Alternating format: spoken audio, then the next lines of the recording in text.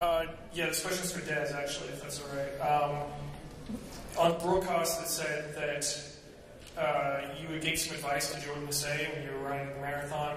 And I was wondering, what was that advice, and why did you give it to her during the middle of the race? I told her to go out harder. No, I'm just kidding.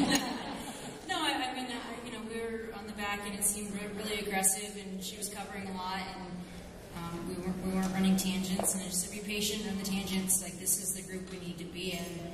We were reeling in those two between the leader and our pack, and it was just a lot of emotional decisions, and we were just on the back, and it just seemed like the right thing to do. I mean, we're running as Team USA, really, and I mean, you want to see the people from here succeed, and yeah, just it was. She could take it or leave it, but I felt like it was a level of comfort because we've run together so much.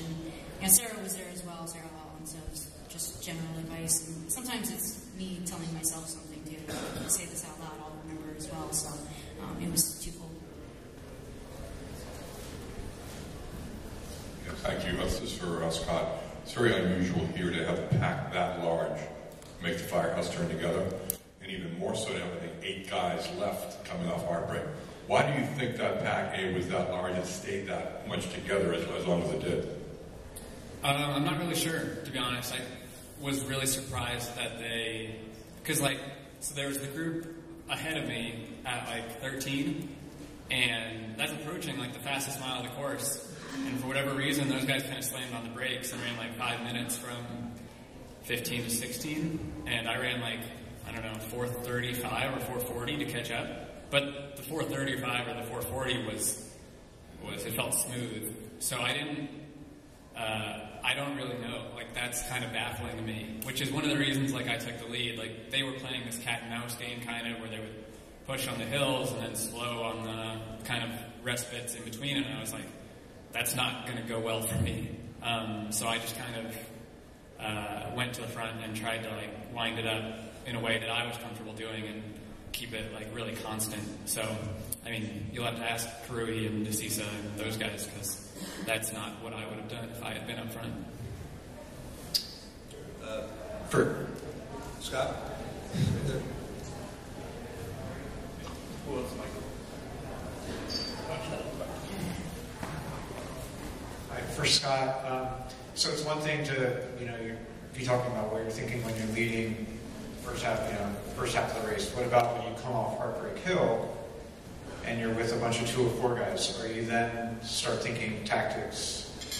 What can I do to place as high as possible?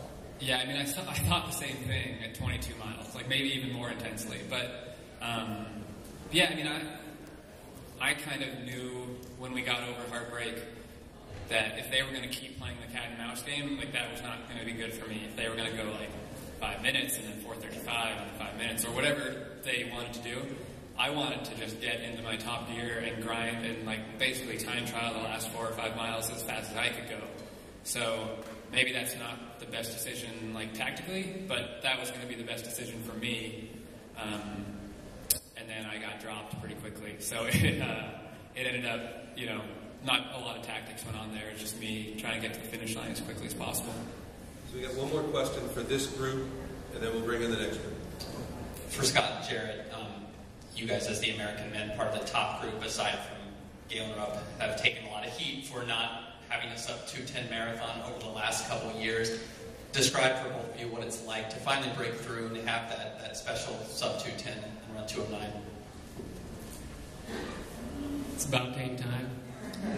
I don't know. I think the Scott and I feel this way, and a lot of the other American athletes that were in this race and guys not in this race when we're on the start line and we think we're sub 2:10 guys that just need the right race for that to come together in, and today it came together for Scott and I, and in the fall maybe it comes together for someone else. But I think the talent's there. It's just it's getting in the right race at the right time, and not only being patient as a marathon runner, but being patient for the race that time comes. We'll take one more for Des. Can Scott answer the question? Yeah, I think Jared definitely answered that very, very well. I mean, whatever time the media wanted to put fastest that American men are running is like really pretty arbitrary. You could have said 2:08:43 or whatever. Like, we had done very well at competing at top marathons, and sometimes that means, like today, competing at top marathons means running 2:09, and sometimes at New York, competing really well at top marathons means running 2:12.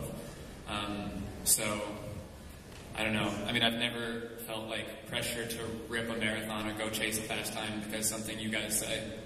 It's kind of my opinion on it.